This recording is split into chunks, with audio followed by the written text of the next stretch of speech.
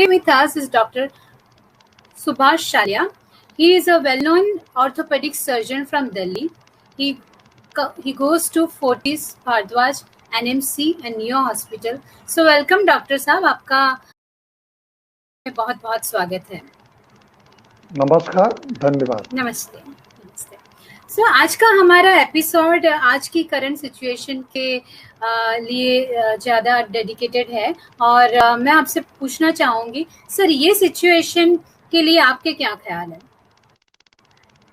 जो कोरोना की सिचुएशन चल रही है, हाँ जी. इसके लिए ये सिर्फ उन्हीं लोगों को ज़्यादा प्रभावित कर रहा है जिन लोगों की इम्यूनिटी लेवल, रोग प्रतिरक्षण प्रणाली कमज़ोर है, उनको ज़्यादा प्रभावित कर रहा है. जो जानबूझकर जो लक्ष्मण रेखा है, घर की देहरी की लक्ष्मण रेखा, उसको पार कर रहे हैं और सोशल डिस्टेंसिंग का पालन नहीं कर रहे हैं. अगर आप सोशल डिस्टेंसिंग का पालन करें, घर से बाहर ना निकलें, और अगर आपकी इम्यूनिटी लेवल अच्छा है, और एक WHO की आज एक रिपोर्ट आई है, उन्होंने ये देखा है जो प्योर वेजिटेरियन 100% वेगान VEGAN 100% वेजिटेरियन डाइट पर उनको कोरोना ने प्रभावित नहीं किया है, और अगर कोरोना उनको हो भी गया है तो बहुत जल्दी रिकवरी हो गई है. बहुत कम टाइम में एकदम 100% रिकवरी से लोग आ गए हैं. तो एकदम प्योर वेजिटेरियन डाइट पर आ जाए. No junk food, no non veg diet, no milk diet, no dairy products, pure veg diet and daily pranayama, breathing exercises and yogic exercises. I think corona will not affect you. बहुत बढ़िया, आपका बहुत बहुत शुक्रिया लोगों को इसकी चीज़ के बारे में गाइड करने का. ऐसा कहा जाता है कि हर किसी की लाइफ में एक दिन ऐसा आता है जब उन्हें लगता है कि डॉक्टर ने उनकी ज़िंदगी बचा ली, और ये फीलिंग के लिए हम सबकी ओर से आप सबका शुक्रिया. मेरी ओर से, वेदायु की पूरी टीम की ओर से, लाइफ सूत्रा चैनल की ओर से मैं खास अपने सब डॉक्टर्स का शुक्रिया अदा करना चाहूँगी. डॉक्टर साहब, हमें बताइए कौन से समय पे पेशेंट को एलोपैथी की मदद लेनी चाहिए, स्पेशली आपके फील्ड के बारे में जो ऑर्थोपेडिक फील्ड है.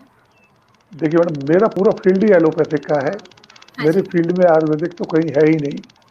लेकिन जो अच्छी लाइफ स्टाइल रखते हैं, प्रॉपर डाइट रखते हैं, उन लोगों को ऑस्टियोपोरोसिस नहीं होती है. ठीक है. और आजकल जो ऑस्टियोआर्थराइटिस होती है, उसमें पहले ऑस्टियोपोरोसिस होती है, फिर ऑस्टियोआर्थराइटिस होती है. और नॉर्मल हेल्दी डाइट रखें, ग्रीन वेजिटेबल्स लें, हरे पत्तेदार सब्जियां लें, तो आपको ऑस्टियोपोरोसिस नहीं होगी और ऑस्टियोआर्थराइटिस नहीं होगी. अदरवाइज जो फ्रैक्चर सर्जरी है वो प्योर एलोपैथिक है. Joint replacement is pure allopathic. Orthopaedic surgery pure allopathic. Surgery part pure allopathic है, और दवाएं भी जो हमारे यहाँ प्योर एलोपैथिक है. डिजीज पार्ट है, उसमें ढेर सारी बीमारियों को नॉर्मल लाइफ स्टाइल रख करके, वेस्टर्न लाइफ स्टाइल से इंडियन लाइफ स्टाइल में कन्वर्ट करके आप ढेर सारी बीमारियों से बच सकते हैं. जैसे घुटनों का दर्द है, कमर का दर्द है, गर्दन का दर्द है, ऑस्टियोपोरोसिस है. इन सब बीमारियों से को आप नॉर्मल लाइफ स्टाइल से और नॉर्मल अच्छे खाने से बचे रह सकते हैं. फिर आपको एलोपैथिक मेडिसिन की आवश्यकता नहीं पड़ेगी. बहुत बढ़िया. आजकल की जो जनरेशन है वो क्वेश्चंस बहुत पूछती है, और अगर हम उन्हें बताते हैं कि आपको ये तरह की लाइफस्टाइल जीनी चाहिए, प्राणायाम जीना चाहिए, तो वो लोगों को लॉजिकल आंसर चाहिए. सर, आप कुछ साइंटिफिक रीजन बताएंगे क्यों प्राणायाम करना चाहिए? देखिए, इसमें आजकल की जनरेशन और पुरानी जनरेशन का कोई सवाल नहीं है. शरीर आपका अपना है. शरीर की स्ट्रक्चर पर नई जनरेशन और पुरानी जनरेशन या आज से 1000 साल पहले का आदमी और आज का आदमी बिल्कुल कोई डिफरेंस नहीं है. वही एनाटॉमी है, वही फिजियोलॉजी है, वही पैथोलॉजी है, और वैसे डिजीज होती है. यदि आप बॉडी को नॉर्मल करेंगे, देखिए दुनिया के तमाम सेंटर्स पर ये पाया गया है, और कोरोना के अंदर पाया गया है, जो रोजाना डीप ब्रीदिंग एक्सरसाइज करते हैं. डीप ब्रीदिंग एक्सरसाइज को आयुर्वेद के अंदर, योग के अंदर प्राणायाम कर देते हैं. प्राणायाम करने से नाक मुंह क्यों से खोलते हैं? डीप ब्रीदिंग एक्सरसाइज बहुत अच्छी चीज, प्राणायाम कह दिया तो बुरी चीज होगी. डैडी मम्मी बहुत अच्छे, और पिताजी माताजी कह दिए तो बुरे हो गए। ये सोच चेंज करनी पड़ेगी। आयुर्वेदिक दवाई नहीं है, खाने पीने की रोजाना की चीज है। जब डीप ब्रीदिंग एक्सरसाइज करेंगे तो आपकी आयु कम से कम एक तो 10 साल बढ़ जाएगी। हमारा पूरा शरीर ऑक्सीजन पर जिंदा रहता है। अगर ऑक्सीजन नहीं होगी बॉडी में तो कोई चीज काम नहीं करेगी। आपका दिल थोड़ी देर बंद हो सकता है। यदि आपने 3 मिनट के लिए सांस नहीं ली तो 100% आपकी ब्रेन डेड हो जाएगा। चाहे दिल धड़कता रहे, चाहे ब्रेन नहीं काम करेगा, ब्रेन डेड वेजिटेटिव बॉडी हो जाएगी। तो ऑक्सीजन, वो भी अच्छी वायु, बहुत बहुत जरूरी है। जब डीप ब्रीदिंग एक्सरसाइज करते हैं तो आप ढेर सारी बीमारियों से बचे रह सकते हैं। कोरोना पेशेंट्स के अंदर मरीज वेंटिलेटर पर क्यों आए जाते हैं? क्योंकि जो डीप ब्रीदिंग एक्सरसाइज करते रहे थे उनको वेंटिलेटर की आवश्यकता कम पड़ती है, कम समय के लिए पड़ती है, और कभी कभी उनको बिना वेंटिलेटर पे जाए ठीक किया जा सकता है। तो यदि कोई चीज आपकी प्राचीन सभ्यता संस्कृति से जुड़ी हुई है, उससे नाक मुंह नहीं सिकोड़ना चाहिए। पिताजी माताजी कहने में कौन सी सांस आ रही है, मम्मी डैडी कहने में कौन सी सांस आ रही है तो आपके माँ बाप, और माँ बाप नहीं कहेंगे, मॉम डैड कहेंगे। तो रेस्पिरेटरी एक्सरसाइज को स्वीकार कर लेंगे, प्राणायाम से आप नाक मुंह सिकोड़ेंगे। तो सोच को चेंज करना पड़ेगा। और कितने भी गंदे मरीज हों, ये जितने दुनिया के अच्छे सेंटर्स हैं उनके अंदर सभी तमाम चीज़ों को, मेडिसिन को बंद कर देते हैं, उसको नॉर्मल डाइट पे लाते हैं, नॉर्मल एयर पर लाते हैं, प्राणायाम पे लाते हैं। ठीक 8 दिन के अंदर उनकी तमाम इन्वेस्टिगेशन से नॉर्मल हो जाते हैं। तो खाम खा के अंदर दवाओं से किसी को जिंदा नहीं रख सकते, और दवाएं ईश्वर ने नहीं बनाई हैं। ईश्वर ने शरीर बनाया है, ईश्वर की बनाई चीजों से वो ज्यादा बेहतर रहेगा। दवाएं तो इमरजेंसी में प्रयोग करनी चाहिए, कम से कम समय के लिए, और फिर उसको नेचुरल ढर्रे पर ले आना चाहिए। सर, आपकी बात से मुझे एक क्वेश्चन दिमाग में आ रहा है। आजकल हर पूरी दुनिया में इंडिया के बहुत अच्छे चर्चे हो रहे हैं और इंडियन सिस्टम ऑफ लिविंग को बहुत अप्रिशिएट कर रहे हैं। सर, आपका क्या व्यू है इसके बारे में? हम एज अ कंट्री क्या दुनिया को कुछ ज़्यादा दे पाएंगे? अगर दे पाएंगे तो हम कैसे कंट्रीब्यूट कर सकते हैं दुनिया की वेलबींग के लिए? मैं personally pure Indian system of medicine से जिंदा हूँ।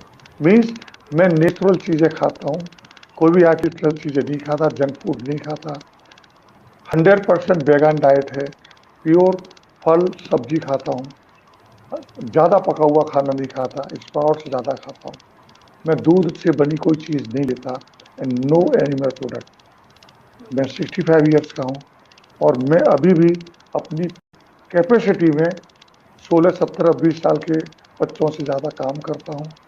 18 घंटे काम कर लेता हूँ, कभी थकान नहीं होती। और जब मैं ट्रैकिंग करने के लिए हिमालय पे जाता हूँ तो पूरी यंग लोगों की जमात मुझसे 2 किलोमीटर पीछे रह जाती है और मैं पहाड़ की चोटी पे सबसे पहले पहुंच जाता हूँ। मेरी सांस नहीं फूलती है।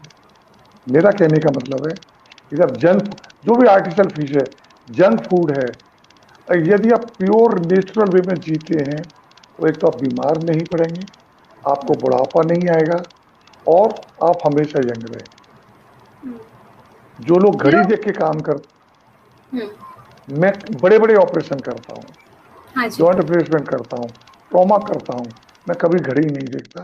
काम अच्छे से अच्छा होना चाहिए, इसका ध्यान रखता हूँ, मुझे कभी थकान नहीं होती। जो घड़ी देखते हैं वो 3 घंटे बाद थक जाते हैं। तो काम का परफेक्शन होना चाहिए, प्योर डाइट होनी चाहिए, तो टेंशन ही नहीं होगा। टेंशन नहीं होगा तो आप बीमार नहीं पड़ेंगे। और यही इंडियन स्टाइल है। इंडियन की स्टाइल नहीं कहेंगे, इसको नेचुरल गॉड स्टाइल है, गॉड गिफ्टेड यही है। चाहे किसी कंट्री में रहे, हर देश की सीमाएं तो हमने बनाई हैं, भगवान ने थोड़ी बनाई है। तो पूरा आर्यवर्त एक हुआ करता था, अफगानिस्तान, पाकिस्तान, ईरान, बर्मा, लंका, सब उसी हुआ करते। हम लोग तो बाउंड्री वाल बनाते चले गए, फिर स्टेट की बाउंड्री वाल बना ली। हमारी बाउंड्री वाल है, भगवान की कोई बाउंड्री वाल नहीं है। शरीर मनुष्य का चाहे दुनिया में कहीं चले जाए, ब्लड के इन्वेस्टिगेशन सबके एक जैसे आएंगे, चाहे किसी जाति का हो, चाहे किसी कंट्री का हो।